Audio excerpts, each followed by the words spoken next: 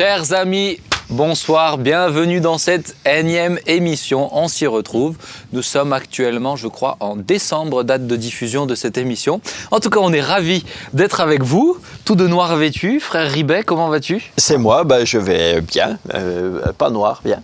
Tu vas bien, tu as le droit d'aller bien. Juste le code couleur normalement des habits, c'est pas oui, alors, blanc et pas alors noir. c'est du gris sombre avec des petites bandes blanches. Il vous a fait une petite technique. Alors moi, j'ai le droit, comme je suis sur plein d'émissions, d'avoir un petit passe-droit avec un peu de noir. Parce qu'on a des codes couleurs. Mais lui, c'est du gris sombre et des points blancs. Mais c'est le maître quand même. Mais il enchaîne avec des obsèques, c'est pour ça. Ah, voilà. Nathalie, tu vas bien ? Oui, je vais bien et moi ça brille parce qu'on est bientôt à Noël. Oh, mais c'est vrai. Vous vous réjouissez de Noël ? Ouais, oui, vraiment. Ouais. Ah, moi j'aime cette période. Mais je sais pas quelle date on est à la date de diffusion, mais peut-être que j'ai mon deuxième enfant qui est né. Parce que félicitations. Ça fait trop bizarre. Félicitations. Ça fait trop bizarre. Merci. Tu me dis pas félicitations, toi ? Si, mais j'attends que ça arrive. Je sais, date de diffusion, je crois, là. Merci. C'est un beau cadeau pour Noël. On est heureux. Un deuxième. Très félicitations. Un deuxième petit gars. Et puis si c'est pas cette émission, je vais le faire. Tu sais quoi, sur toutes les émissions de présentation. Je suis sûr, c'est ça. Décembre janvier. Jérémy, tu vas bien ? Ouais, très bien. Heureux de t'avoir avec nous. Ouais, merci beaucoup. Merci. De rien. C'est gratuit. En tout cas, on est super contents d'être en décembre. Ouais. On est contents. Là, je me réjouis. Ça y est, en plus, le froid est revenu un petit peu. Ouais. Non, trouve pas ? Est-ce qu'il va y avoir de la neige ? Ah, je sais pas. Si, mais en Alaska. En tout cas, Québec, actuellement, ça neige à fond. Par un mais c'est pas l'Alsace, c'est l'Alaska. Donc, on est ravis. Alors, ce soir, plutôt, on a une émission sur les liens. Bonjour Père, toi qui nous regardes derrière l'émission. On a une émission, on a une question, les liens générationnels. Ça me semblait intéressant d'évoquer ça parce que c'est vrai que dans nos milieux, alors peut-être vous qui n'êtes pas croyants, vous ne savez pas de quoi on parle, on va essayer déjà de définir. Mais ensuite, peut-être pour tous les chrétiens, on en parle très facilement, etc. Mais je crois qu'on ne s'arrête pas souvent dessus. Donc la question, c'est les liens générationnels, existent-ils réellement ? Alors peut-être pour définir ce qu'on entend par lien générationnel, je vais peut-être me tourner vers le maître enseignant de cette émission, frère Je suis tout à fait d'accord. Juan Maria, peux-tu nous expliquer qu'est-ce qu'on entend dans nos milieux quand on parle de lien générationnel ? En général, je pense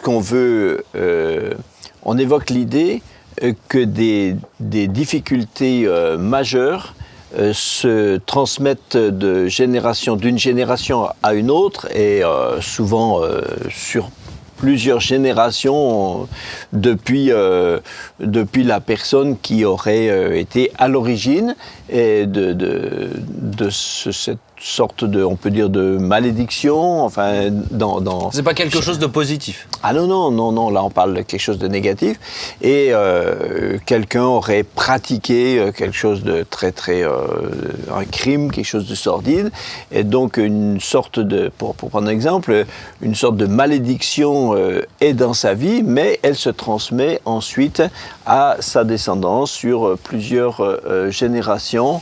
Et ça entraîne dans sa famille une sorte de faisceau de malheurs, de circonstances tragiques et d'influences démoniaques. Voilà, je pense qu'on peut le dire comme ça. Alors est-ce que ça... Alors ça vient d'où cette pensée, elle est pas tombée du... Alors, elle n'est pas tombée de nulle part. D'abord, on en parle d'un aspect biblique d'abord. Hein. On le retrouve dans la Bible. Oui, mais c'est aussi une idée profane. Hein. C'est pas seulement une idée biblique. Dans la société, dans le monde et dans toutes les générations, on retrouve des croyances de cette sorte.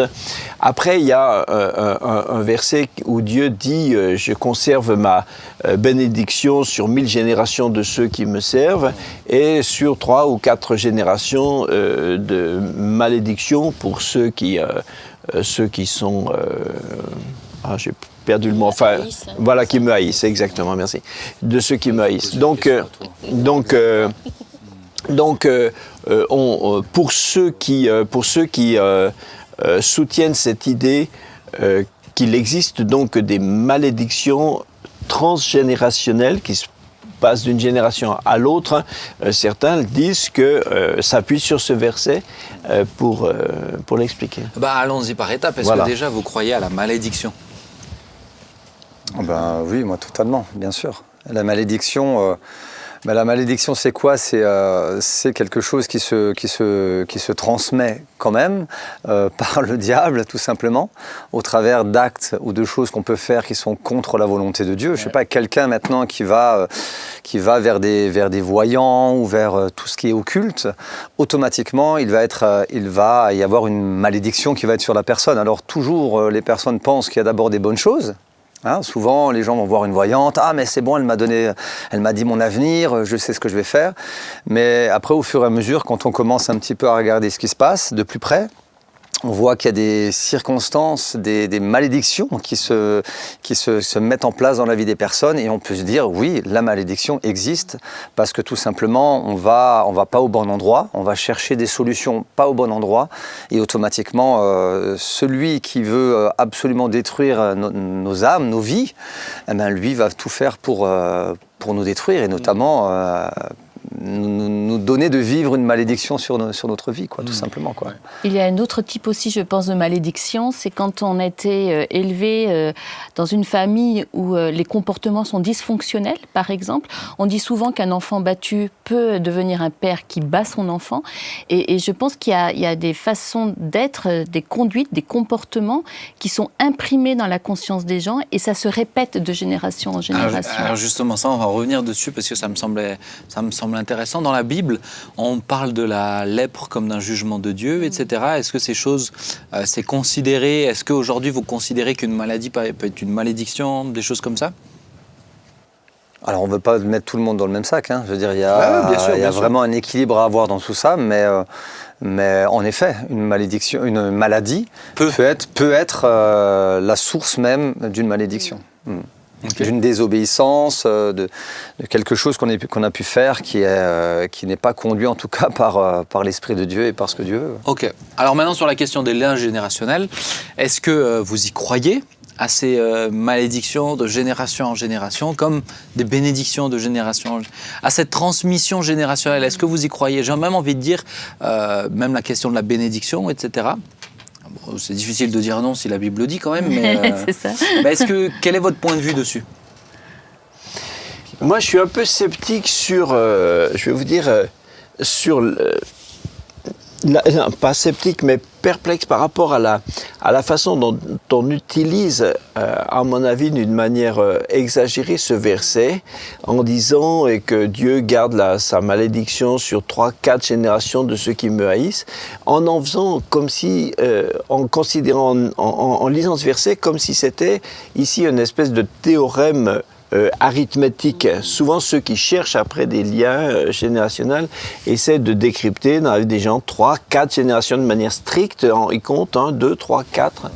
Alors que, visiblement, ce verset est une image, puisque le début du verset dit que Dieu garde sa bénédiction jusqu'à 1000 générations. Pourquoi on ne s'occupe que de ces 4 générations de malédiction, et pourquoi on ne s'occupe pas des 1000 générations? Alors attention, 1000 c'est 999 plus 1, 1000. Bon, on comprend bien que l'approche n'est pas arithmétique ici. Et donc, à mon avis, c'est l'usage de ce verset est très exagéré. Donc toi, tu es en train de dire qu'il n'y a pas de nécessité de faire des enquêtes de famille. Je dirais remonter l'arbre généalogique pour dire « Ah ben là, il y a tel ancêtre qui a touché à telle forme d'occultisme, donc ça explique ta situation actuelle. » Ce qui m'embête dans ce côté enquête, c'est que ça ne me paraît pas cohérent avec ce qu'est le principe de la charité dans la parole de Dieu. Ouais. Le principe de la charité, d'aimer son prochain, c'est pas compatible avec le fait de chercher à découvrir et à mettre en évidence ses péchés. Je crois pas que j'aime quelqu'un quand je cherche à découvrir ses péchés, ses fautes, ses torts. La charité couvre le péché, mais ne part pas à sa recherche chez son prochain. Donc pour moi, rechercher les péchés de mon papa, de ma maman, de mes grands-pères, de mes arrière-grands-pères, etc., essayer de trouver tout ce qu'ils ont fait de mal pour essayer d'expliquer mes problèmes aujourd'hui et de les régler. Pour moi, cette démarche, cette démarche n'est pas cohérente, et pas cohérente avec la parole de Dieu. Mais j'ai pas envie de chercher ce que mes grands-parents ont fait de mal. Et puis, c'est vrai que quand on se tourne vers Dieu, quand on connaît cette repentance, qu'on est de nouveau, toutes choses sont devenues nouvelles. Alors ça, c'est ma question d'après. Ah. Mais la question déjà maintenant, c'est est-ce que c'est... Ah ouais, bah oui, il y a une Chaque logique. fois, je pioche dans ces questions. Il y a une logique, parce que instinctivement, en tant que chrétien, on a l'habitude de ça et on va directement dans ces voies-là, tu vois, de tout de suite parler d'enfant de Dieu. Mais est-ce qu'il peut véritablement, parlons de quelqu'un qui n'a pas le Seigneur, peut avoir une malédiction qui s'est transmise parce qu'elle a reposé sur les pères avant, quoi? Moi, je pense que je pense que c'est réel. J'ai une amie qui est amérindienne, donc, et son père était chaman. Donc, petite, sans forcément avoir conscience, je veux dire, du bien et du mal, ou de vouloir ou de pas vouloir, mais enfant, elle était dans des pratiques occultes. Ouais. Et donc, du coup, sans forcément l'avoir accepté tout de suite en étant enfant, mais elle est rentrée dans les rites, elle est rentrée dans des sacrifices, dans des choses comme ça, qui l'a emmenée au fur et à mesure qu'elle est grandie, d'accepter ce fonctionnement-là, donc parce que c'était la façon de fonctionner de la famille, et qui après a eu cette malédiction qui a été sur sa propre vie. Ça veut dire quoi concrètement ? Mais ça veut dire que... concrétisait comment quand tu dis cette malédiction ? Ça se concrétisait qu'elle voyait des visions, okay. qu'elle était mal dans sa peau, elle avait des manifestations démoniaques, c'était du concret, quoi. D'accord. Et je crois que de génération en génération, c'est aussi à un moment donné d'accepter des coutumes ou les liens, même si on parle de liens, qu'il y a déjà dans la famille au départ. Je veux dire, il y a des fonctionnements de famille qui, l'enfant au départ, il comprend pas, mais il va grandir, il va devenir ado.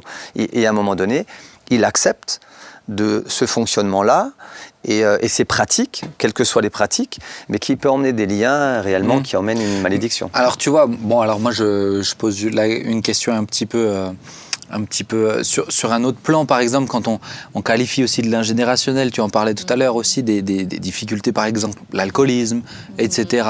Maintenant, est-ce que ça peut se rattacher à des malédictions générationnelles, ou est-ce que, parce qu'on parle aussi quand la Bible parle de liens, de transmission générationnelle, sous-entendu dans ce texte-là, est-ce que c'est purement spirituel, ou est-ce que c'est aussi possiblement quelque chose de génétique ?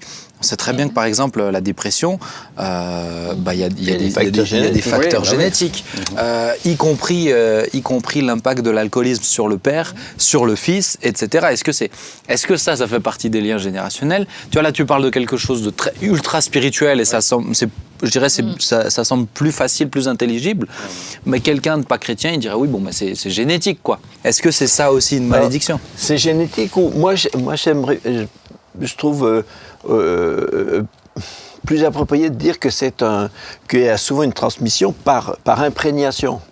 Quelqu'un qui est né dans une famille où tout le monde boit, sa chance de devenir lui-même un alcoolique est multipliée par je ne sais combien. Mais c'est par imprégnation. Mais tu vois, il y a eu des enfants qui ont été séparés de leurs parents parce que les parents étaient alcooliques et qui, eux, des années après, sont devenus alcooliques profonds sans jamais avoir grandi avec leurs parents. Oui, bien sûr. Et puis il y a aussi le contraire. D'autres qui, parce que leurs parents étaient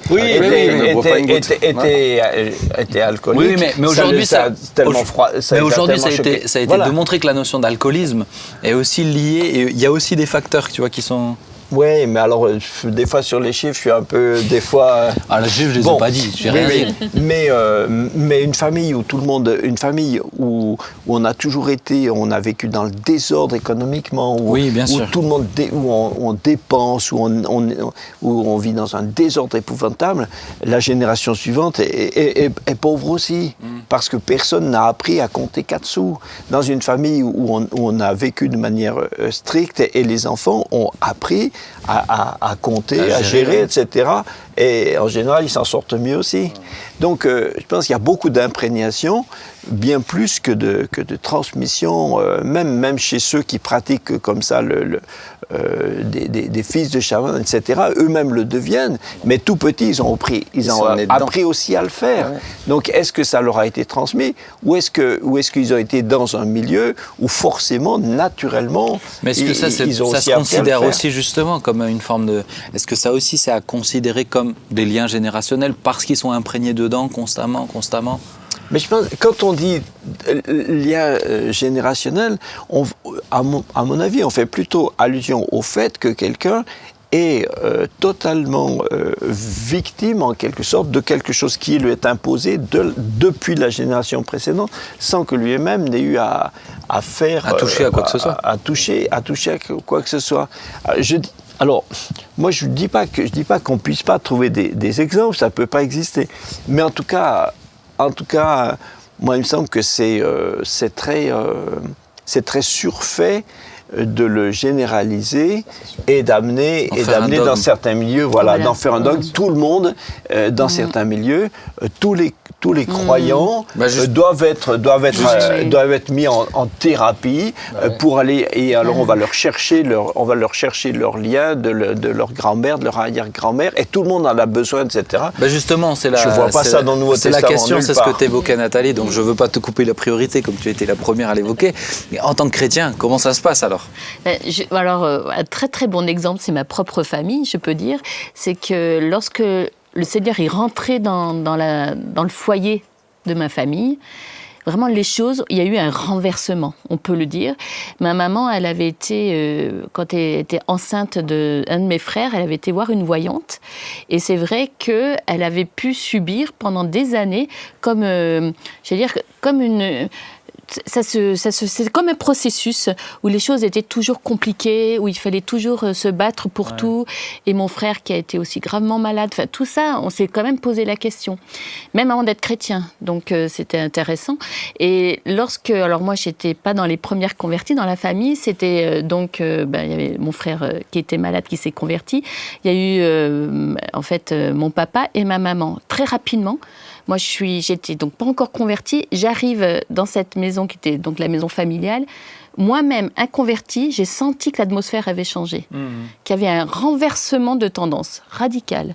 Et donc, moi, je peux dire qu'effectivement, lorsque Jésus rentre dans une vie, pour eux, c'était immédiat. Ça s'est vu immédiatement. Ouais. Mon papa était dans une grande dépression à cause de plein de problèmes. Immédiatement, il était délivré de la dépression. Donc, moi, je crois forcément qu'en Jésus, toutes choses sont nouvelles. Ça, et puis, quand la Bible nous dit qu'on passe des ténèbres à la lumière, de la dans mort ma famille, à la vie, c'était vraiment le cas. Je veux dire, c'est quand même des paroles qui sont fortes. Donc, même si ton père est chaman, si tu rencontres Jésus, il n'y a plus à considérer que forcément, ça peut avoir un impact direct sur ta vie. Le témoignage de cette personne que je suis en train de parler, elle est devenue chrétienne. Et aujourd'hui, elle est libre de tout ça. Donc, elle est passée vraiment des ténèbres à la lumière, de la mort à la vie. Ouais. Et ça, c'est... Ça n'empêche pas que Satan va encore continuer à ça attaquer. Ça ne veut pas dire que tu as peut-être plus de batailles, c'est sûr. Mais tu es passé quand même de l'autre côté. Ouais. Mais donc, la question, c'est est-ce que quand on est chrétien, faut-il considérer en tant que chrétien donc cette question de lien générationnel, de malédiction sur plusieurs familles, puisque Jésus est venu en fait dans cette histoire, c'est censé avoir changé quelque chose quand même, non? Mais oui, et comment? Mais quand même, être né de nouveau, c'est quand même pas seulement une approche poétique. Une expression. C'est pas une expression poétique de la conversion. C'est littéral. C'est une réalité existentielle. C'est ça. Donc quand on est né de nouveau, on est devenu quelqu'un d'autre. Donc par définition, on est rené en Christ. Donc on n'est plus dans cet héritage. Voilà. Donc moi je nie pas qu'il y ait des... Oui, il y a des fois on a dû prier avec des gens, il y avait des problèmes même des fois très typiquement démoniaques, etc. Ok, tout arrive, je ne voudrais pas être très dogmatique, mais comment c'est possible alors? Si on est de nouveau et qu'il y a des problèmes d'ordre spirituel mais qui ne sont pas tant liés à la personne qu'à son passif. Ben, je ne sais pas si c'est dû à son passif ou je ne sais pas quoi, mais en tout cas, on est dans une guerre et un chrétien lambda ne sait pas toujours pourquoi il peut se retrouver à un moment sur, je sais pas comment dire, sur une ligne de front. Enfin bon, ok. Donc, Mais ok. tu vois ce que je veux dire, c'est que regarde, on a déjà eu, je pense, tu en as eu aussi, peut-être Jérémy aussi, des entretiens comme ça avec des personnes qui sont chrétiennes, sincères, je le crois. Certes pas parfaites, mais qui disent alors moi j'ai telle difficulté et tu sais dans ma famille on a fait ça. Donc la première chose que je leur dis c'est attends, est-ce que tu as accepté Jésus ou pas? Si tu as accepté Jésus, pourquoi tu considères plus ce que la famille a fait que ce que Christ a fait? Donc pour moi il y a aussi une position, je dirais, de foi, tu vois, à croire que le sang de Jésus nous purifie et nous protège. Faut-il, tu parlais un peu des fois de milieu où j'ai envie de dire des fois peut-être même de génération, où systématiquement, quand on priait pour un futur baptisé, j'ai envie de dire peut-être au cas où qu'il y a encore quelque chose, on délie tous les liens qui... Tu vois ce que je veux dire? Oui. Alors aujourd'hui, ça nous fait un peu sourire, mais pour moi, je pense que ça peut être néfaste en fait. Ça amène les gens à dire « Ah mais... » un peu cette peur latente qui est là, qui est en trame de fond. Et s'il reste en fait encore quelque chose? Il me semble que les gens qui rentrent dans ces recherches sur couper les liens, etc., souvent ne se rendent pas compte qu'ils rentrent dans une sorte de thérapie interminable. C'est ça. En fait, quand ils ont fini avec ça, quand ils ont un nouveau problème, il faut de nouveau... Et c'est mon arrière-tante qui machin. Et puis après, c'est l'arrière-arrière-grand-mère. J'ai vu un milieu où on aide les gens à chercher jusqu'à 10 générations. Donc forcément, tu vas trouver des choses. Là, forcément, on n'a même pas les infos.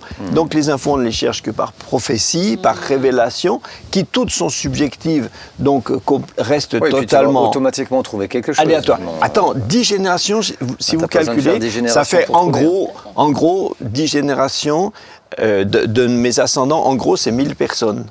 Si vous calculez, ça en fait 1000. Donc dans les 1000, vous avez un grand nombre de voleurs, vous avez au moins une poignée de prostituées, manipulateurs, un certain nombre d'adultères, 2-3 criminels, etc. Mais aussi un certain nombre de chrétiens fervents qui héritent de la bénédiction sur le Voilà, mais alors ça on n'en parle plus. Ouais, c'est ça. Tu vois? Ça on n'en parle plus. Et je pense que des fois... C'est pas raisonnable. Pardon, Nathalie, je te laisse. C'est pas raisonnable. Je te laisse. Moi, je vois aussi dans les entretiens avec les dames, certaines sœurs qui se laissent impressionner plutôt par les choses qui sont maléfiques ou désobligeantes ou agressives sur elles. Et elles s'attachent plus à ça qu'à la promesse de Dieu.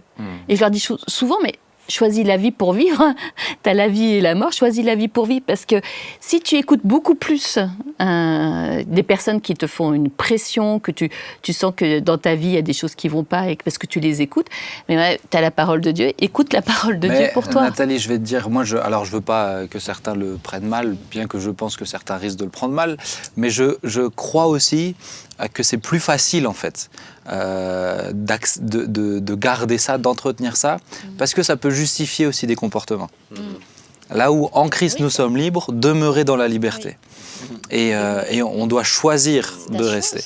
Et je crois que quand on est sous le sang de Jésus, quand on accepte l'œuvre de Christ pour nous, maintenant on doit prendre des positions. Et on rentre dans une bataille. Et c'est un chemin de foi. C'est ça. Là où le passif devient une justification. Et je pense que... Et c'est ce que j'essaye d'amener dans les personnes. Mais c'est difficile parce qu'il faut accepter de dire bon, maintenant je refuse de croire ça. Il y a des personnes plus fragiles et qui se laissent vite emporter. Hein. Ouais. Et puis les combats contre la chair sont des combats contre soi-même. C'est pas des combats contre la chair de son grand-père, contre la chair de son grand-père. Jésus dit coupe ta main, pas celle de ton arrière-grand-père. Exactement. C'est plus facile de couper la main de l'autre que la sienne. Hein. Bon, après, selon la génération, on peut aller le déterrer et des fois c'est plus compliqué. Hein. Mais je me dis, quand on discute de tout ça, je me dis, mais souvent, on ne prend pas conscience que nos actes ont des conséquences. Et il y a des fois, même en tant que chrétien, des fois, on peut faire des choses en pensant qu'on a le droit, entre parenthèses, de faire ce qu'on veut, mais on ne se rend pas compte que réellement on peut à nouveau être lié par certaines choses même en tant que chrétien. Parce qu'on s'est laissé un petit peu séduire, on est resté cool, on s'est un peu endormi, on est devenu un peu paresseux aussi, et puis d'un coup on se retrouve en étant lié à différentes choses. On ne va pas commencer à donner des noms, mais après mais pas forcément à cause des aïeux. Mais pas forcément à cause des aïeux, c'est ça. C'est intéressant, non ? Mais sans En tout doute, cas, chers ouais. amis, si vous posez des questions, n'hésitez pas à prendre rendez-vous avec Jean-Marie. On sera très- Ah bon il sera très heureux. Il va lier, délier tout ce qu'il est. Non mais parce que c'est vrai que tu vois quand tu dis ça, il y en a qui se sont fait un peu experts de ça. Ton téléphone, il sonne, Jean-Marie. Là. Ex- Je vois, il sonne. Il y en a, Non, pas encore. il y en a qui se sont fait un Je peu refuse. experts Ouais, de liens c'est ça. générationnels. Mais- Et pour moi, c'est dangereux en fait de tomber Ça dans te ces coupe la dans ces- joie d'être en Christ. Ouais, et tomber dans ces Et systématismes. puis je me dis, Dieu nous parle. S'il y a un problème dans ce domaine-là, Dieu connaît le chemin de nos cœurs et Voilà. il sait nous parler. À nous, et oui, alors il va des fois utiliser d'autres personnes. Mais Dieu, il est assez grand pour venir nous parler à Ça, nous-mêmes. Ça, pour c'est nous tellement révéler important quelque ce que chose. tu dis, Jérémy. Mais- Allez voir Dieu directement. Mais oui, Dieu nous Oui. parle. Tu sais, Ouais. même quand je prie avec quelqu'un qui est malade ou pour une difficulté, je leur dis toujours, on va prier, et moi je vais demander à Dieu s'il y a quelque chose qui empêche l'exaucement, de le montrer. Je dis, mais tu commences pas à chercher. On n'est pas là, je leur dis toujours, on n'est pas des inspecteurs d'Éric du spirituel. Bon, alors la référence, je l'adapte en fonction de l'âge de la personne en face de moi, mais on n'est pas Oui, des... là, en- tu vas pas toucher tout le monde. Là, hein. tu comprends que c'est des plus Tu vas anciens pas à qui j'ai toucher dit tout le ça. monde. Hein, ouais. Mais on n'est pas des détectives du spirituel. Non. Dieu ne nous demande pas ça, Dieu nous demande de lui faire confiance. Par contre, il arrive, des fois, on prie, et puis pendant que je prie, la personne dit, pendant que tu priais, tout à coup, j'ai pensé à ça. Je dis, ok, bah alors tiens, viens maintenant, on va régler ça. Ou alors, et cette nuit, suite à la prière, j'ai rêvé de ça cette nuit, on se revoit, et après, en général, c'est réglé, mais parce que Dieu peut le révéler. C'est ça. Et puis pourquoi ne pas revenir, excuse-moi, Non, pourquoi je ne t'excuse. pas revenir à la sagesse pratique du Nouveau Testament. Il n'y a pas un verset dans le Nouveau Testament qui valide et qui cautionne ces choses-là. Exactement. Et ni Jésus ni Paul n'ont jamais pratiqué aucune de ces choses. Ça devrait quand même nous alerter. Mais oui. C'était intéressant, hein, fort Ouais, intéressant. très intéressant. Il y a On encore va- beaucoup de choses à dire. Oui, mais je pense que. on va continuer parce Il y a une qu'on a un invité que vous connaissez, je pense. Hein, David. David Kion. Et puis, alors je lui ai demandé, il y a quelques années de ça, j'avais prêché dans son église et le soir on mangeait ensemble et puis il fait un métier que je trouve intéressant. Moi qui ai souvent mal au dos, il était ostéopathe. Maintenant il est pasteur à plein temps, mais pendant plus de 20 ans quasiment, il était ostéopathe. Et dans l'ostéopathie, il y a vraiment souvent la question de l'occultisme, etc. Et ça me semblait intéressant de faire une émission où on discute de ça avec quelqu'un qui s'y connaît vraiment. Et j'ai jamais oublié cette discussion que j'ai eue avec lui, et c'était bien avant l'idée d'On s'y retrouve. Et pourtant, une fois qu'on a eu l'idée d'On s'y retrouve, très rapidement, je me suis dit, un jour j'inviterai David, parce que je pense que ça peut intéresser beaucoup, justement de mettre un peu en emphase et quels sont les dangers, mais aussi il y a des bienfaits, hein. Tout n'est pas toujours mauvais, et on va le découvrir ensemble. Donc on va accueillir David avec nous, s'il le veut bien. Ça y est, le voilà. Salut David. Voilà, et bien bonjour à tous. Eh ben, on est ravis de t'avoir. Dis donc, tu as mis tous tes livres derrière toi, c'est ça? Oh, mais tu les connais, ceux-là. Oui, j'en reconnais quelques-uns. Alors, on est ravis de t'avoir avec nous. Comment tu vas? Eh ben bien. Alors, peut-être pour te présenter, donc David, toi, tu es pasteur de l'église de Roanne. Voilà. Est-ce que tu peux nous donner le nom de l'église pour ceux qui sont de la région? C'est l'église protestante évangélique de Roanne, donc c'est facile à se rappeler. Voilà. Et Tout puis, est dedans. une belle œuvre. Alors David, moi je t'ai pas demandé de venir parce que tu es pasteur aujourd'hui, je t'ai demandé de venir parce que tu étais ostéopathe pendant plus de 20 ans, si je me trompe pas, c'est ça, hein? Voilà, enfin j'ai commencé mes études il y a plus de 20 ans. Ouais. Oui, c'est ça, ouais. Et tu as exercé de nombreuses années en cabinet, etc. Ouais. Alors est-ce que déjà tu aimais ton métier? Oui, c'est pas parce que j'aimais pas mon métier que j'ai changé. C'est pas du tout ça. C'est pas du tout la situation. J'aimais mon métier parce que c'est un métier qui est passionnant, où il y a énormément, où il reste même énormément à découvrir et où il y a un potentiel qui souvent est, qui à l'époque, parce que maintenant c'est beaucoup plus connu. Mais il y a 20 ans de ça, c'était déjà, on n'était pas dans la même mode, je dirais, au niveau social.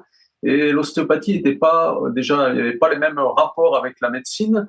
Et puis, elle était moins connue aussi à cette époque-là. Voilà. Alors peut-être pour quelqu'un qui n'y connaît rien du tout, qu'est-ce que c'est l'ostéopathie? Explique-nous un petit peu, en gros. Version simple ou version technique? On va faire la version. Fais déjà la version simple et si elle n'est pas suffisante, on affûtera. On va faire la version simple. Le propre de l'ostéopathie, c'est de chercher et retrouver le mouvement. Voilà, c'est le point central. Un ostéopathe va chercher, il va analyser le mouvement. Vous voyez que là-dedans, il n'y a absolument rien de mystique. Chercher le mouvement dans le corps et par plusieurs techniques différentes, même tout un arsenal de techniques différentes, il va essayer de restituer le mouvement aux zones aux tissus qui pourraient l'avoir perdu. Alors ça peut être n'importe quel type de tissu, que ce soit un tissu articulaire, que ce soit un tissu musculaire, un tissu facial, voilà, ou viscéral, ça peut être toute forme de tissu a un mouvement et quand le mouvement n'est plus là, eh bien l'ostéopathe va chercher à restituer ce mouvement-là. Est-ce qu'un ostéopathe, c'est un peu le cousin du kiné? Alors non. D'ailleurs, moi, je ne suis pas passé par la case kiné. Le kiné va travailler sur la rééducation, même si effectivement il y a le mot mouvement dans le kiné, parce qu'il va travailler sur le mouvement, la fonctionnalité du mouvement aussi, mais c'est deux disciplines qui sont complètement différentes et complémentaires, puisqu'on ne vise pas du tout les mêmes objectifs. Donc c'est ni en concurrence. Souvent certains demandent mais c'est quoi la différence entre le kiné et l'ostéopathe? C'est un peu la même chose qu'entre le boulanger et le charcutier, quoi. Si vous voulez, c'est pas la même chose, donc c'est difficile de dire la différence. Ah, c'est vraiment à ce point-là, parce que c'est vrai que pour nous qui ne sommes pas dans le milieu, on voit des kinés qui sont ostéopathes, on voit des ostéopathes qui pratiquent un peu de kiné aussi. Donc on a l'impression que c'est un peu un mélange avec des approches différentes, quoi. Oui, mais en fait, c'est un petit peu induit par les faits, parce que beaucoup, effectivement, de kinés, en fait, l'ostéopathie en tant que discipline seule, ça fait pas très longtemps que c'est enseigné sous cette forme en France. Nous, c'était quand on a appris, c'était tout au début de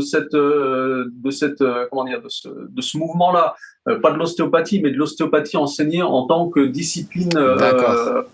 En elle-même. Avant, parce que ça remonte assez loin, mais avant, c'était effectivement les kinés, les médecins, les gens qui étaient déjà dans le milieu médical qui pouvaient se former. Ce qui explique que beaucoup de kinés qui ont appris l'ostéopathie restent encore kinés et que voilà, il y a beaucoup, ça a entretenu la confusion. D'accord. Alors, est-ce que sur le plateau, vous avez déjà vu un ostéopathe? Oui, en voilà. Oui, moi je suis passé dans ses mains. Entre ses mains, toi, il t'a remis en place. Hein, c'est ça, je suis arrivé chez lui, j'avais fait du bois la veille ou 2 jours avant et j'étais coincé et il est venu et c'était bon. Ok. Ouais. Toi, moi aussi, une fois, je me suis complètement coincé le bas du dos en portant des cartons et j'allais chez mes enfants et sur l'autoroute, j'ai cru que je sortais plus de la voiture. Hein. J'étais vraiment coincé. Ah, ouais. Et mon gendre m'a indiqué un kiné vers chez lui, là-bas. Et je suis allé, voilà, c'est pareil, il m'a mis sur la table. Un kiné ou un ostéo? Non, un ostéo. Un ostéo. Il m'a mis sur la table, il m'a tourné, il m'a fait des tas de trucs, ça craquait. Je lui ai dit, écoutez, vous me les remettez toutes dans le même ordre, j'y tiens assez. Mais je suis sorti de là. Écoute, je marchais. Ouais, c'est impressionnant. Ah hein. ouais, ça, Alors je fais une parenthèse, mais parce que moi j'ai vu aussi des chiros. En Suisse, c'est assez mais ça, répandu. Suisse, ouais. Est-ce que, mais il y en a de plus en plus en France. Ouais, en France, il y en a. Chiropracteur, ouais. Ouais. Est-ce que c'est un peu la même chose, la même ambiance, ou c'est quoi? Parce que les chiros, ils font craquer beaucoup. Hein. Ah bon? Oui, ils font craquer Ils font craquer, ouais, les chiros. Ouais. C'est bizarre. On dit surtout chiro, quoi. Mais bon, Chiro, ouais, chiropracteur. C'est pas bien grave. En fait, de l'extérieur, ça pourrait sembler juste une histoire de technique très légèrement différente quand on regarde un petit peu, enfin très légèrement différente, on va dire, quand on regarde techniquement comment il fonctionne. Mais en réalité, si on remonte à l'origine de la chiro et de l'ostéopathie, déjà l'ostéopathie était avant la chiro, puisque celui qui a donné naissance à la chiro, c'est Daniel David Palmer, qui était un élève de Steele, le fondateur de l'ostéopathie. Mais Sting, il non, s'appelle? Désolé, pas Sting, Steele. Ah, Steele. Ah, d'accord. Tu écoutes pas. Ok. Sting, il fait autre chose, mais il craque la guitare, Sting. Voilà. Et donc, Daniel David Palmer était un élève de Steele, et il a même pas suivi complètement l'enseignement de Steele, et il est parti un petit peu avant. C'était quelqu'un qui, lui, il me semble, si ma mémoire est bonne, que c'était déjà un magnétiseur à la base. Et il a quelques années après, donc il a ressorti les techniques de style et en créant un nouveau concept, la chiro. Sauf que lui, il a dit, je crée la chiro comme une religion. Tout comme il a cité des gourous de secte, vraiment en mettant la notion spirituelle, hein, au centre de la chiro. Alors, il avait pris les techniques de style à l'origine, le côté structurel, le côté mécanique, et il a dit, mais voilà, une fois qu'on s'est aperçu que c'était effectivement un peu un plagiat des techniques de style, il s'est justifié en disant, oui, mais c'est des techniques de style que j'ai prises, que j'ai amenées à leur maturité, à leur maturation. Alors, paroxysme. Et alors, voilà, et derrière tout ça, il a inclus le fait que la notion de spiritualité est en disant je crée une religion dont je suis le maître. Voilà, c'était quelque chose. Alors, c'est vrai que de l'extérieur, c'est très difficile à voir dans l'exercice de la chiro aujourd'hui, qui effectivement donne une impression très structurelle, mais il faut savoir quand même qu'à l'origine, la philosophie même de la chiro est une intention spirituelle. Ouais. On sent que tu les portes pas bien dans ton cœur. Hein. Non, je t'embête. Non, je t'embête. Mais revenons sur le. Je t'embête, hein, David, t'inquiète. Mais revenons sur l'ostéopathie, parce que du coup, donc Steele est le fondateur. Lui n'a pas cherché à en faire. L'a pas construit comme une forme de religion, parce que c'est souvent un peu ce qu'on dit au niveau de l'ostéopathie, c'est que c'est occulte, uniquement occulte, etc. Donc, dans l'historique, comment ça s'est produit ? Alors dans l'historique, en fait, l'histoire de l'ostéopathie est un petit peu complexe dans le sens où c'est pas tout linéaire. À l'origine, donc effectivement en 1874, Steele a lancé l'ostéopathie. C'était le fils d'un pasteur et c'était un ingénieur en hydraulique. Et il a cherché à comprendre, notamment avec beaucoup de dissections et d'analyses mécaniques, comment le corps fonctionnait un petit peu. Et c'est lui qui a mis au point les premières techniques manipulatives.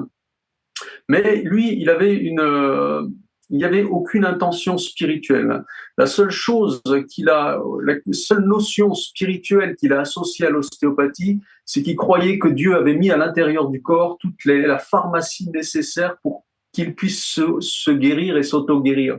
Mais ça, c'est pas une ouverture occulte. Au contraire, c'est simplement les merveilles de la création. Il croyait dans ce créateur qui avait mis beaucoup de potentiel d'auto-guérison à l'intérieur du corps quand on savait les disposer correctement. Donc ça, c'est le départ. Et donc il a mis en place toutes les techniques, enfin un grand nombre de techniques manipulatives. Quand j'entendais tout à l'heure, vous disiez ça craquait de tous les côtés. Voilà, merci Steele. C'est Steele qui a mis au point toutes ces techniques manipulatives, même s'il y en a eu d'autres qui se sont accumulées derrière. Mais enfin, il a jeté les bases. Il a jeté les bases autour de c'était pas un dogme religieux ou spirituel, c'était la philosophie de l'ostéopathie est une philosophie, je dirais presque médicale. Il y a 3 principes de base qu'il a observés et autour duquel il a construit toute sa philosophie entre guillemets. C'est le corps est c'est un ensemble, ce qu'on appelle maintenant holistique. C'est-à-dire que c'est pas une somme de plusieurs petites choses séparées sur lesquelles on interviendrait séparément, mais qu'il y a une interaction, quelque chose de global. Le corps est global, il est holistique. Donc ça, c'était vraiment ce qu'il avait constaté, que c'est pas parce qu'on a mal à un endroit que le problème est à l'endroit, ça peut être complètement à l'autre bout du corps, etc. Donc le corps est une unité du corps. Le deuxième principe, c'est cette notion qu'il y a une interdépendance entre la structure et la fonction. C'est-à-dire que si la structure va mal, c'est-à-dire notre corps à des endroits structurellement va mal, ça va avoir un impact sur la fonction. Si on a par exemple, c'est un exemple, si on a une vertèbre de bloquée, en fonction de l'endroit où c'est bloqué, il va y avoir ça va affecter la fonction, peut-être viscérale, peut-être autre chose, à d'autres endroits. Et on a une réciprocité aussi, c'est-à-dire qu'une fonction qui va être perturbée va aussi avoir un impact sur la structure. Ça, c'était le deuxième point. Et puis, la troisième chose qu'il avait constaté, c'est que une zone qui n'est pas vascularisée correctement, où les artères ne peuvent pas amener le sang correctement, c'est une zone à problème. Donc il avait dit, l'artère c'est important. L'artère, elle doit être libre d'amener tout ce que le sang véhicule, et on sait aujourd'hui tout ce que le sang véhicule. Et donc il disait, la loi de l'artère est essentielle.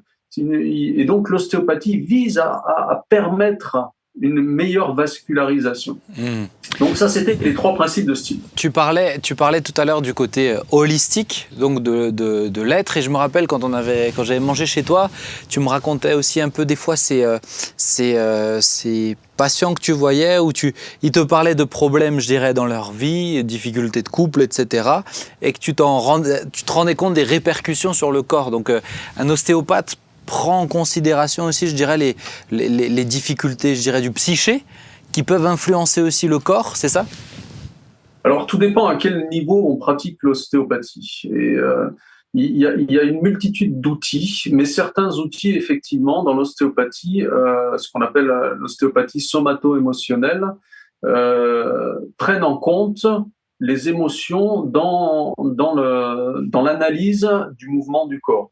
D'autres vont encore plus loin dans leurs analyses en essayant de prendre en compte le facteur spirituel. Et c'est là où ça commence à devenir un problème. Mais je pense qu'on y reviendra tout à l'heure. On va venir dessus, ouais. Voilà, cette notion des événements qui sont autour de nous, oui, elle impacte notre corps. Donc, j'ai mal à la vésicule biliaire, ça veut dire quoi dans ma vie ? Alors, il y a des grandes chances que tu te fasses beaucoup de soucis. Si c'est la vésicule biliaire, ce sera des soucis qui ne sont pas matériels. Alors que si c'est l'estomac, ça sera plus des soucis matériels. Mais ça, c'est pas un tableau de cause, de correspondance arbitraire. C'est des choses qu'on peut quasiment instantanément percevoir sous la main. Si on pose la main sur la vésicule biliaire et puis que tu commences à penser, retourner tes problèmes, je vais avoir une modification tactile sous les doigts. C'est là où moi je trouve que c'est intéressant. Et je pense que des fois c'est peut-être ça qui peut faire peur, tu vois, à ceux qui écoutent. Mais je trouve intéressant quand tu dis, tu vois, par exemple, je me fais de la bile ou j'en ai plein le dos. Plein le dos, ouais, tu vois, ça, je voulais le dire. Il y a un peu ces expressions-là qui en parlent déjà. Mais toi, tu dis que tu le sens. Tu le sens directement dans les doigts en palpant, quoi. Ça se traduit par une perte de mouvement local. Toutes les émotions négatives comme ça, qui vont affecter des zones différentes du corps, vont se traduire par une perte du mouvement naturel et normal de la zone impactée. Un problème de couple, c'est où ? Alors ça, c'est pas une émotion, un problème de couple, c'est plein d'émotions différentes. Donc, mais ça peut toucher plein de choses différentes. Ok, mais qu'est-ce que vous pensez peut-être déjà de ça, de ce qu'il présente là, David ? On voit que le corps réagit en fin de compte par rapport à tout ce qu'on vit, par rapport à tout ce qu'on subit, ou même des fois quand on essaie de cacher ce qu'on peut vivre. Là, si on parle maintenant des difficultés de couple ou autres, on va voir que notre corps va réagir. Même si nous, on ne peut pas le voir comme ça d'un coup d'œil, mais à l'intérieur de nous, il se passe des choses. Le corps ne ment pas. Parce que justement, on vit des difficultés. Je trouve que c'est incroyable. C'est surprenant, mais une vésicule biliaire, c'est pas un genou, quoi. Il n'y a pas du mouvement. Quand tu parles de mouvement, pour moi, une vésicule biliaire, elle est là et je vois pas quel mouvement ou quel manque de mouvement tu peux percevoir, en fait.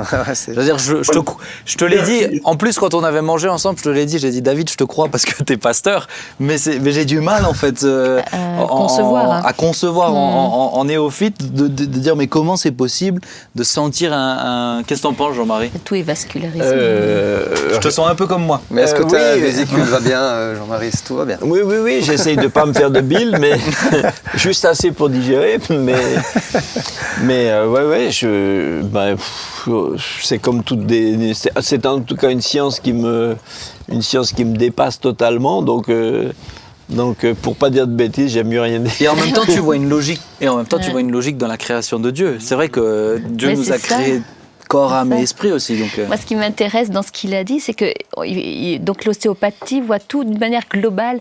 Et ça me fait penser à ce passage biblique où tous nos membres sont reliés les uns aux autres.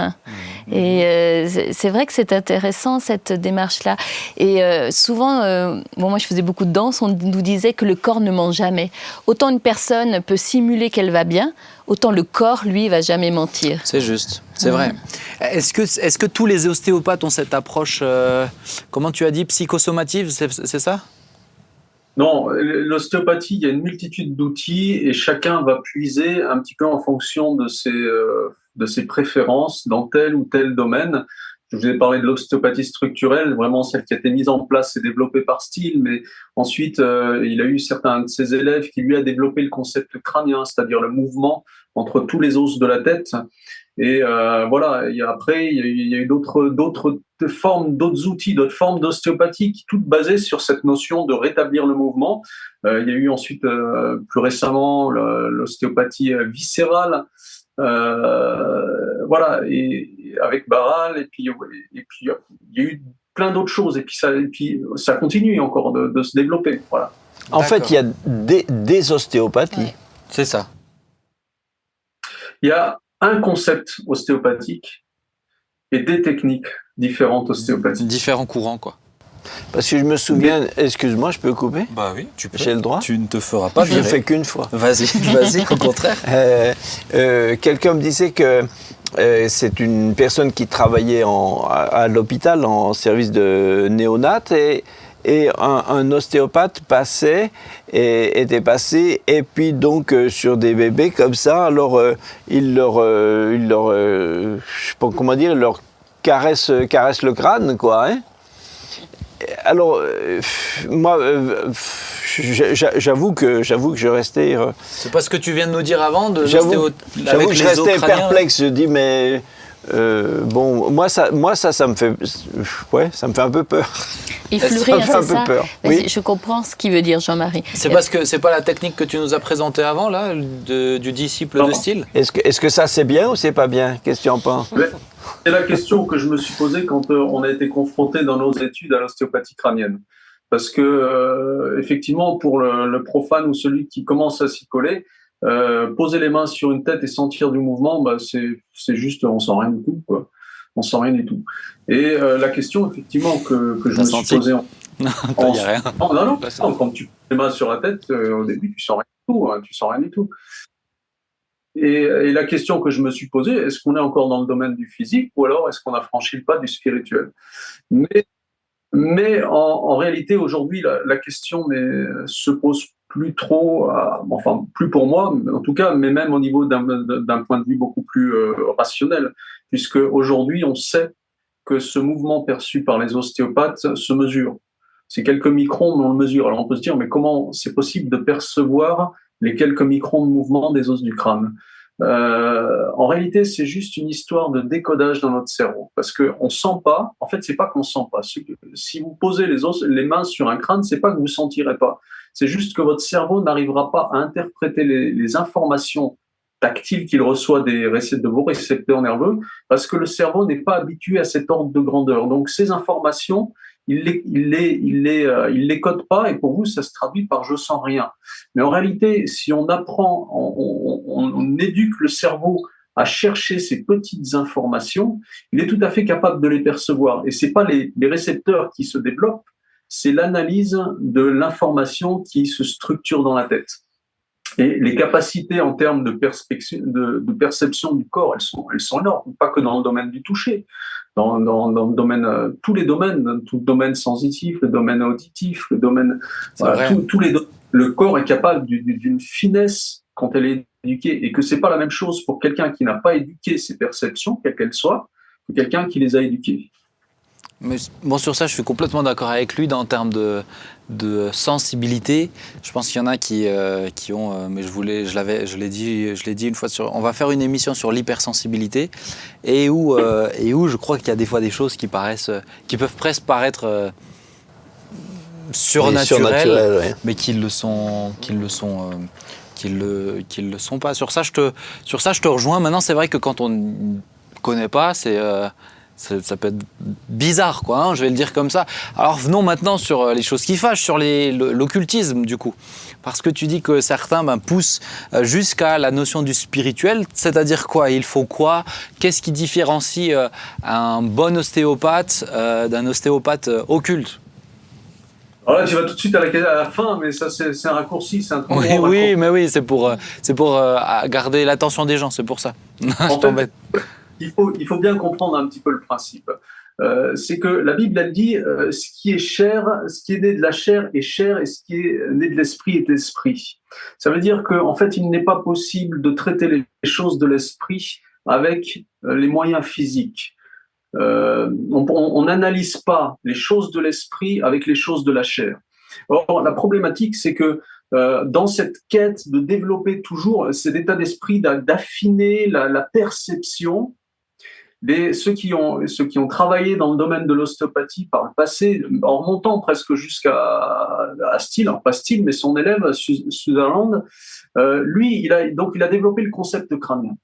Et donc, c'était une nouveauté, parce que comme il a développé ce concept crânien, c'est parti d'une intuition.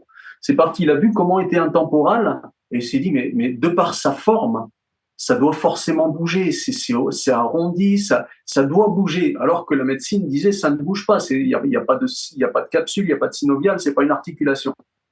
Et il est parti du principe que ça bougeait, comme c'était fait, ça devait bouger. Et il a essayé, il s'est contraint le crâne par maintes il a fait des expériences de folie, à se faire des maux de tête pas possibles, mais dans sa démarche, il a essayé de prouver que ça ne bougeait pas.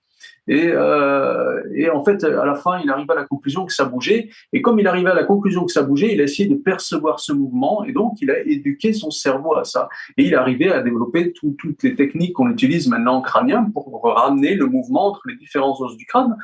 Voilà. Mais ça, donc, il a beaucoup travaillé comme ça. Mais à la fin de sa vie, il avait 69 ans. Et il commence à évoquer le souffle de vie. Or, le souffle de vie, la Bible nous dit, c'est l'esprit. Et que c'est pas possible d'évaluer, de percevoir l'esprit avec le physique. L'esprit se perçoit avec l'esprit et pas avec le physique. Et c'est là où il commence à déraper, parce que ce qu'il a découvert concernant le mouvement infime des os du crâne était bien réel, mais sa volonté à aller toujours, de continuer de travailler, alors qu'il avait, je connais absolument pas quelles étaient ses croyances, mais il a cette volonté d'aller toujours dans le plus petit, le plus loin, toujours la pousser aux portes de la spiritualité. Et à partir du moment où il a commencé à rentrer dans cette démarche-là, d'explorer le souffle de vie, eh bien, il a commencé à rentrer dans le monde spirituel. Et là, son langage dérape, on le voit aussi. Il commence à engager la volonté divine dans ses recherches. Il y a un concept de révérence profonde. Mais révérence, c'est par rapport à une entité, par rapport à quelqu'un. On n'a jamais une révérence par rapport à une chose. Voilà. Donc ça implique une puissance spirituelle. Et il commence à développer et à rechercher, et c'est là où il y a une rupture avec le concept de l'ostéopathie, le toucher non sensoriel.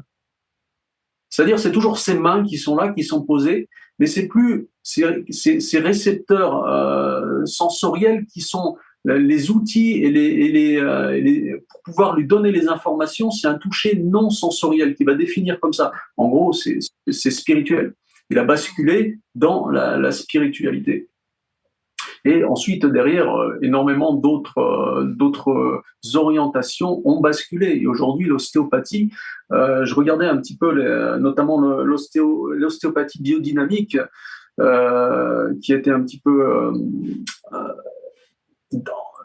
inventé en quelque part, développé par Bernard Drayan, qui est décédé il y a à peu près 2 ans, je crois. En fait, on est complètement on a franchi ce cap du physique. L'ostéopathie biodynamique ne cache pas qu'elle cherche à harmoniser le corps, l'âme et l'esprit. C'est-à-dire de travailler sur l'esprit avec les mains. Et pour pouvoir faire ça, eh bien, il faut forcément rentrer dans le monde spirituel, mais qui n'est pas qui n'est pas l'entrée que nous présente la Bible, c'est-à-dire par le Saint-Esprit. C'est-à-dire les choses de la chair sont la chair, les choses de l'esprit sont l'esprit. Et quand on veut rentrer dans le monde spirituel sans le Saint-Esprit, eh bien, on est déjà dans l'occultisme. Mais donc quelqu'un maintenant qui fait le truc crânien là que tu expliques, que Jean-Marie expliquait tout à l'heure, donc qui est un élève de celui qui est du fondateur là que tu nous as décrit, qui était lui-même l'élève de Steele, si j'ai bien compris, donc il a un peu vrillé. Maintenant, est-ce que ses disciples ils font quelque chose de physique? Ou est-ce que forcément ils sont dans la même veine que lui, avec cette extrasensoriel voilà, parce que finalement, je pense que les gens ils auront envie de savoir à la fin, mais qu'est-ce que... On va chez qui, quoi, hein, tu vois? Voilà. Et je crois qu'il faut bien dissocier les techniques, ce qui a été découvert, de l'homme. Et même d'une partie de sa vie. Parce que toutes les techniques qu'il a mis en place concernant l'ostéopathie crânienne sont bien réelles. Moi-même, j'ai appris ça, j'ai pratiqué l'ostéopathie crânienne, je peux la pratiquer encore. C'est quelque chose de bien réel et bien physique. On est toujours sur la notion de mouvement qu'on cherche à restaurer d'une manière physique, même si c'est dans une dimension très petite. Mais donc quelque part, c'est pas parce qu'on a appris des choses et des techniques qui nous proviennent, même si elles ont évolué, qui nous proviennent de Sutherland, que pour autant ces choses sont mauvaises. Là où ça pose problème, et c'est par contre individuel à chaque personne, quelles sont les orientations et quelles sont les limites que l'on se met. Et toute la problématique vient du fait que quand on vit sans Dieu, eh bien, quand on est dans le métier, dans ce genre de métier, on a une approche beaucoup plus pragmatique, je dirais, que la médecine allopathique ou autre. C'est-à-dire qu'on est plus ouvert. Mais le problème, c'est que si on n'a pas de limite, eh bien, cette ouverture nous pousse tout droit dans le monde spirituel. Et si on ne sait pas où s'arrête, on ne choisit pas de dire, mais dès qu'on touche au monde spirituel, si on ne sait pas reconnaître quand on passe ce pas, alors à un moment donné ou l'autre, on peut le franchir. Ça ne veut pas dire qu'on va le franchir. Je connais une multitude d'ostéopathes qui ne sont pas chrétiens et qui ne font rien de spirituel. Alors comment justement on le sait? Comment nous qui ne sommes pas ostéopathes, qui ne savons pas exactement, parce que toi tu vois, toi tu nous dis bah oui, mais moi je le sens dans les doigts. Maintenant l'ostéopathe il va pas forcément nous expliquer que là littéralement dans ses doigts il sent dans ses récepteurs les mouvements du crâne ou ailleurs dans le corps. Comment nous on peut savoir concrètement? Est-ce que tu as des conseils? Je suis dans une ville où je connais personne, je vais aller voir un ostéopathe, je le trouve sur l'annuaire, et comment je sais chez qui je tombe? Il pourrait préciser quand même, ce serait la moindre des choses. Non, ça va. Est-ce que tu peux leur dire? Qu'est-ce que tu peux? Va voir un voyant. Comment on peut savoir? Tu as des conseils un petit peu, David? En fait, c'est vrai que de l'extérieur, c'est extrêmement difficile parce que quand on pose la main, par exemple, pour travailler en crânien, mais même dans les techniques somato-émotionnelles, moi j'avais beaucoup de patients qui me disaient « mais vous faites quoi? Vous faites du magnétisme là ?» Bah oui, parce qu'on a la main qui est posée, qui semble ne pas bouger. Lui, la personne, elle ne ressent rien de particulier et elle peut imaginer qu'on fait absolument n'importe quoi. Je lui imposerai les mains pour prier, elle ne verrait pas la différence. Donc c'est vrai que de l'extérieur, c'est extrêmement difficile, quasiment impossible de savoir ce que fait la personne. Alors, j'ai pas de réponse absolue, mais peut-être des petits conseils qui peuvent aider en tout cas sur les cas flagrants déjà. Après, je pense que c'est important pour quelqu'un qui veut vraiment obéir à Dieu et marcher se laisser conduire par Dieu. Je pense que la notion de lui demander conseil au cas par cas est quasiment est très importante. Maintenant, c'est sûr que si vous allez voir un praticien qui affiche ouvertement, soit par sa carte de visite, soit dans son cabinet, c'est une ouverture à ce qui est énergétique ou ce qui est même parce qu'en fait la problématique c'est que beaucoup de praticiens ne sont pas juste ostéopathes.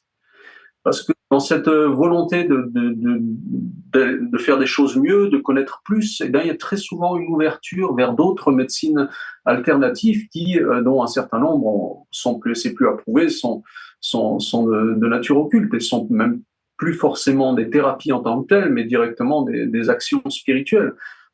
Pour ne citer que le Reiki ou même la conjuration, voilà. Donc là, c'est même pas à discuter. On n'est pas dans une action thérapeutique en soi, mais dans une pratique spirituelle qui a pour pour but de toucher la santé. Mais voilà, c'est intéressant de voir un petit peu dans la carte de visite du praticien qu'est-ce qui s'y trouve, s'il y a une ouverture dans la spiritualité ou si on est vraiment dans une pratique ostéopathique relativement, je dirais, physique. Tu parlais tout à l'heure de l'ostéopathie, c'est quoi, biodynamique, c'est ça? Voilà, biodynamique. Si vous voyez ça, bon, bah là, c'est clair, il faut. C'est même pas la peine, on est déjà dans le spirituel. Bon, c'est déjà bien de le savoir, parce que ça avait l'air vachement carré. Hein. Ok. Et pourtant, c'est pas parce que ce praticien pratiquera l'ostéopathie biodynamique qu'il ne fera pas des techniques aussi qui n'ont pas de soucis, qui ne posent pas de problème. Oui, bien sûr. Vous voyez ? Oui, il va tout utiliser. Pour ça, c'est très difficile, et à moins de connaître vraiment bien le praticien, de savoir un petit peu même ses orientations, ses croyances, en quoi il croit. Mais c'est quand on arrive dans une ville qu'on cherche sur annuaire, c'est déjà impossible. Et puis vous n'allez pas l'appeler, lui demander, voilà, est-ce que vous pratiquez l'ostéopathie spirituelle? Il comprendra pas, il ne saura pas vous répondre. Et puis ça n'aura pas de sens. Et puis même s'il savait, vous le feriez pas parce que ça se fait pas. Et puis voilà. Donc En fait, faut aller voir un ostéopathe quand on est ostéopathe soi-même, c'est ça? Quand on peut décoder. Et encore non, parce que même en sachant tout ça, on peut pas forcément ce que la personne quand elle va. Il vaut mieux être en bonne santé alors du coup. Mais tu vois, je trouve. Mais en même temps, je trouve que c'est dommage parce que ça, j'ai envie de dire, ça part bien, et dedans, je sais que ça peut faire vraiment du bien. Moi, j'ai été chez des ostéopathes qui m'ont fait énormément de bien. Et où il y a, je trouve, une notion même, pour le coup, biblique très intéressante, tu vois, de ces liens, de cette notion de mouvement, de ce lien entre le corps et en même temps le psyché. Et je trouve que c'est dommage de vouloir toujours aller plus loin, mais en même temps, ça reste le cœur humain. Et voilà, maintenant, c'est sûr que moi, si je vais voir un ostéopathe, en général, je vais chez des gens qu'on me recommande. Je vais pas au hasard, je vais chez des gens ou quelqu'un que je connais est déjà allé et qui peut me le recommander. Je sais pas, est-ce que c'est une bonne technique, ça, David? C'est en tout cas, je dirais, l'approche minimale. Enfin, c'est une approche, on va dire, mais à savoir que, bah oui, je crois que c'est pas pour rien que Dieu dit, mais je veillerai sur toi, je te conseillerai ayant mon œil sur toi. Et ben voilà, il a promis d'avoir son œil sur nous, sur chacun de nos pas. Je te conseillerais, et si on a besoin de conseils, il faut à un moment donné, là où on n'a pas les capacités de pouvoir analyser, parce qu'on voit un certain nombre de choses, mais vous verrez jamais tout. Là, je crois que là, on n'a plus d'autres ressorts que de demander vraiment que Dieu nous conseille précisément, qui permette de montrer des choses, de faire sortir à la lumière ou empêche les choses. Mais voilà, mais il a promis qu'il nous conseillait. Là, j'aurai mon œil sur toi. Et donc, voilà, si on croit à cette promesse, on n'a pas non plus à s'en faire une montagne, être en vigilant, savoir tous les dangers qu'il y a autour, et potentiellement, oui, ça peut, c'est pas anodin, et que c'est même très embêtant, mais malgré tout, voilà, on a un Dieu quand même qui nous aime et qui veille sur nous. Et à partir de là, je crois qu'il faut aussi lui faire confiance. On est d'accord. Merci beaucoup, David. Ça fait plus d'une heure qu'on est ensemble.